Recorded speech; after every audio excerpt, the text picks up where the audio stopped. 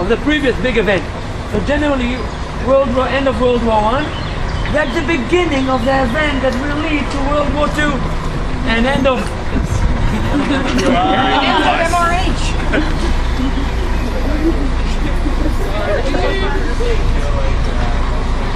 Yeah, CLG2. Oh, like a glove. Let's hear it for CLG2, everyone. Let's hear it for Adam Slash.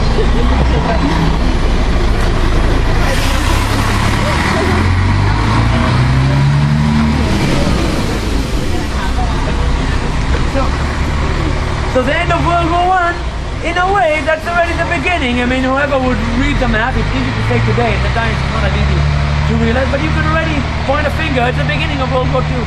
By the way, end of World War II, you can point a finger on the beginning of the Cold War. End of Cold War, you should put a finger on what's coming next. I mean, that's how history works.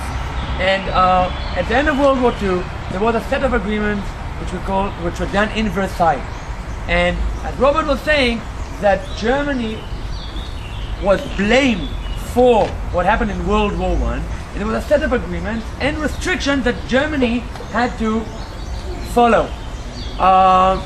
For example, first of all, there was a huge sum of money that they had to pay for compensation. They were limited, they were not allowed to have a proper army. The number of soldiers were limited to 100,000. They were not allowed to buy or manufacture submarines, aircraft, heavy machinery, literally not allowing to have an army. Also geographically, they had to pull out from certain areas, not allowed to move into certain areas, not allowed to annex or unite with Austria, which, remember, Austria is another country, but they're Germans if you're looking at the nation, not only as a country. And first of all, the feeling itself on the street was a feeling of humiliation. Not only they're just coming out of this World War I where there were a lot of victims, a lot of people died and so on. Also you have this feeling of humiliation, and for numerous reasons you need to blame someone. The people were the Jews, communists, socialists, right? And if you have a Jewish, which was also socialist, also communist, even better, you have it all combined in one, right? But generally they were mentioning the word that they felt that they were stabbed in the back. Now they need to pay all those money. Now how do you pay the money? They have nowhere to pay, so they had also to loan money. So the economy was falling apart. It took a few years and it stabilized. If you look towards 25, 26, things got a bit better, but eventually things got worse towards the year of 29. As the stock market in the US fell,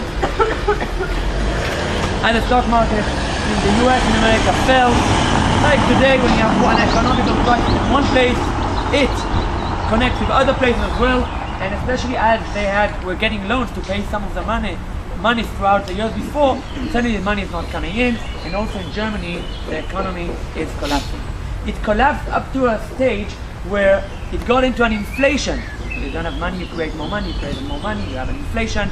The money that you could use in the morning to get literally bread, you can't let a house, you can't buy bread later on, and in such a reality, there's instability. That's exactly where concept as change and extremists can come up. And the Nazi party, which was getting stronger and stronger and stronger, is using this platform of instability to get stronger. During those years there was an election after an election until they become the biggest party, and in a complete democratic way the Nazi party gets into power in 33. Which is very important again, because when we try and see why were they voted? What, they voted to kill Jews? No, right? There is a platform, a social platform where ideas can come through, but it's important to understand the economical, social situation, how things happen. It's not random. Anyway, as this party comes up democratically, right away you're looking into a period where the democratic ideas are totally thrown out, and it's becoming a totalitarian leadership. For example, a law which will say that they don't need the parliament to approve laws, right away actually makes it the process of being a totalitarian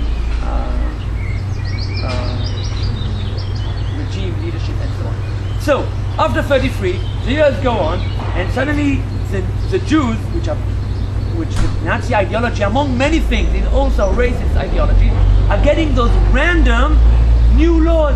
One day you're not allowed to do this, one day you're not allowed to do that, not allowed to go to university, not allowed to walk in the parks. There's a list of restrictions that the Jews are seeing, not knowing really what will be next, boycotting. Business turns right away. There was the boycotting, or you saw yesterday the burning of the books, and there was all those lights which were blowing out at what's going on. But the Jews which were living in a certain mentality of pogroms for centuries and centuries, not knowing what we know today, what's going to happen in the next few years, every stage it cannot get worse. And we'll wait, we'll go ahead, we'll pass. That's how it went for centuries. And actually things are changing in 35. In 35, there is what we call the Nuremberg laws. But suddenly, all those laws, which they might look random, it was an organized chaos that Goebbels used this word. It was quite organized, slowly taking them and marginalizing them to the margin of society, taking them out of society economically and socially. And eventually in 35, it's written in law. The Jews have no citizenship anymore. And that's easy. Now legally, you're not a citizen, so anything that a citizen is entitled to have, you don't. And it's ironic that some of the Jews felt a bit relieved, because then they said, okay, now we know. I mean, here, that's the law. Now we know what's happening, and it won't be as random, because people thought that it's quite random.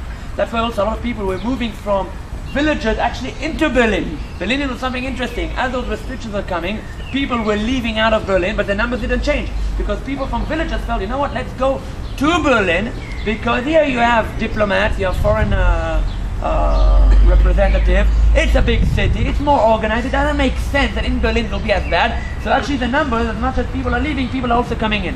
That's why the numbers are also staying pretty much stable here in Berlin.